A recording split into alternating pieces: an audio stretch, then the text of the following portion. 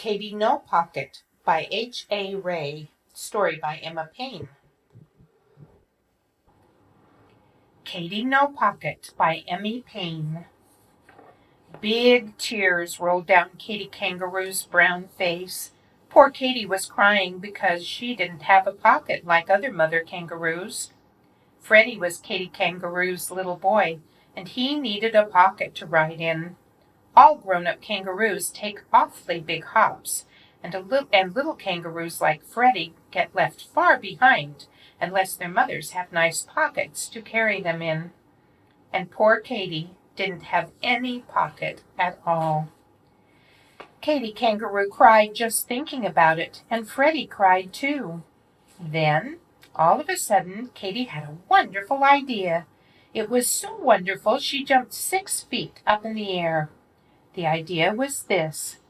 Other animal mothers had children, and they didn't have any pockets.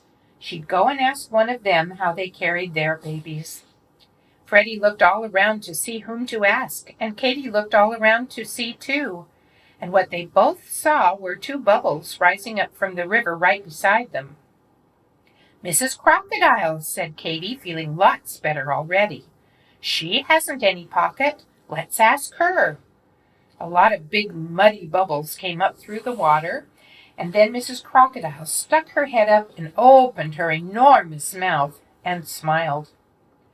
"Why, Katy Kangaroo, what can I do for you today?" "Please, Mrs. Crocodile, I'm so sad," said Katy. "I have no pocket, and Freddy has to walk wherever we go, and he gets so tired. Oh dear, and she started to cry again.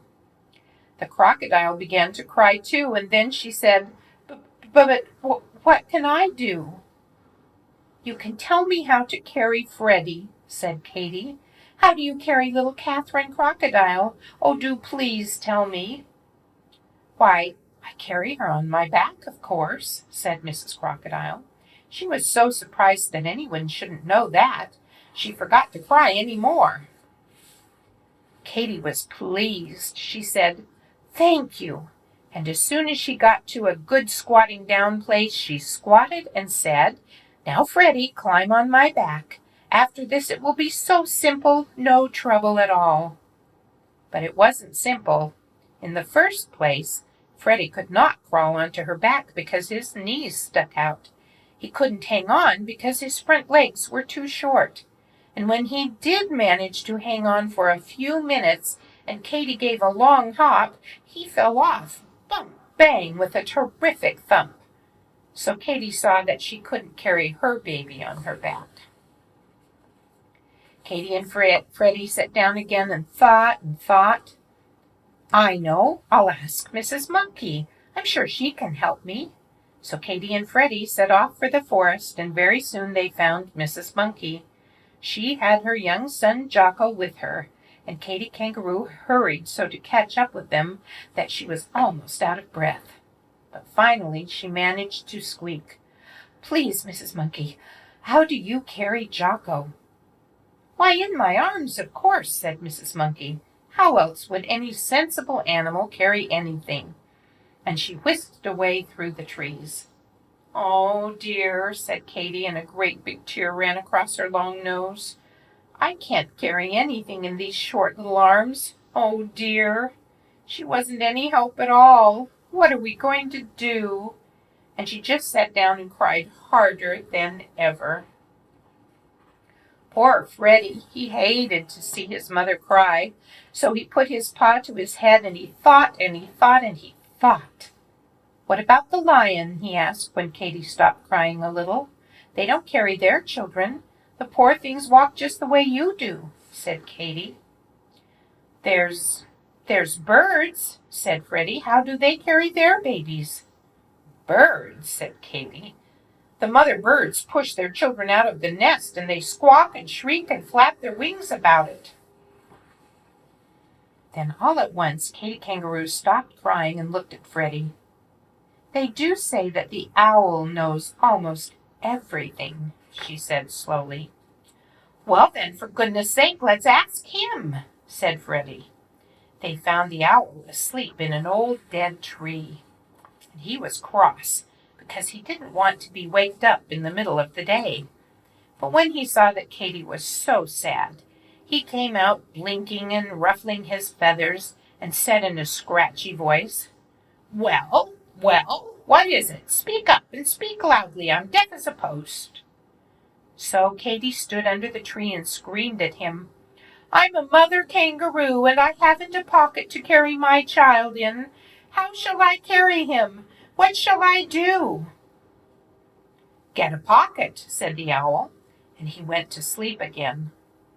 "Where?" cried Katy. "Oh, please don't go to sleep before you tell me where." "How should I know?" said the owl. "They sell that sort of thing in the city, I believe. Now kindly go away and let me sleep." "The city," said Katy, and looked at Freddy with big round eyes. "Of course, we'll go to the city." Katy was so excited that she almost left Freddy behind as she went leaping over bushes and hopping along the path, singing in a sort of a hummy way a little song that she had just made up. "Hippity hoppity flippity floppity, wasn't it a pity? I didn't know it was to the city I should go." She hopped so fast that Freddy could hardly keep up, but at last they left the woods behind and came to the city, where there were stores and houses and automobiles. The people all stared and stared at Katy, but she didn't notice it. She was looking for pockets, and she saw that almost everybody had them. And then, all at once, she could hardly believe it, a man who seemed to be all pockets. He was simply covered with pockets.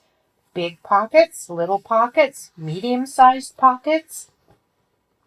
Katy went up to him and laid a paw on his arm. He was a little frightened, but Katy looked at him with her soft brown eyes and said, "Please, dear kind man, where did you get all those pockets?" "These pockets?" he said. "You want to know where I got all these pockets? Why, they just came with the apron, of course." "You mean you can really get something to put on with all those pockets already in it?" asked Katy. "Sure you can," said the man. "I keep my hammer and nails and tools in my pockets, but I can get another apron, so I'll give you mine." He took off the apron and dumped it upside down. Out fell a saw, wrench, nails, a hammer, a drill, and lots of other tools. Then the man shook the apron hard and turned it right side up again and hung it around Katy's neck and tied it behind her back. Katy was so pleased and excited and happy that she couldn't speak. She just stood still and looked down at the pockets and smiled and smiled and smiled. By this time, a big crowd had gathered to see what Katy Kangaroo was doing. When they saw how pleased she was, they all smiled too. At last, Katy was able to say thank you to the nice, kind man. And then, what do you think she did? She popped Freddy into a very comfortable pocket, and she hippity-hopped home faster than ever before because, of course, she didn't have to wait for Freddy. And when she got home, what do you think she did? Well, she had so many pockets that she put Freddy into the biggest one of all. Then into the next largest she put little Leonard Lion. Thomas Tortoise just fitted into another pocket. Sometimes she had a baby bird if its mother was busy at a worm hunt. And there was still room for a monkey, a skunk, a rabbit, a raccoon, a lizard, a squirrel, a possum, a turtle, a frog, and a snail. So now all the animals like Katy's pockets better than any other pockets in the whole forest. And Katy Kangaroo is very happy because now she has more pockets than any mother kangaroo in the world.